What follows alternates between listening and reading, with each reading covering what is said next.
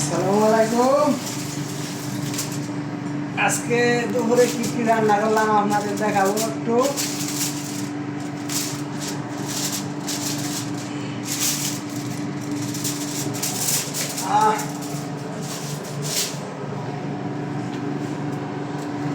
ঢেঁড়স আর দুম্বার গোস্ত, ঢেঁড়স এবং দুম্বার গোস্ত দিয়ে তরকারি, ইরাকিদের একটা প্রিয় খাবার।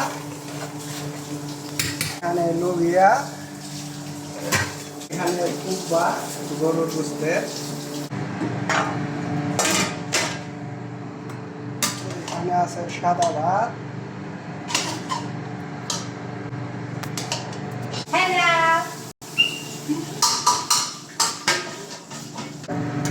বাংলাদেশের তরকারি আর শিকার আমার জন্য মুরগির রান শুধু।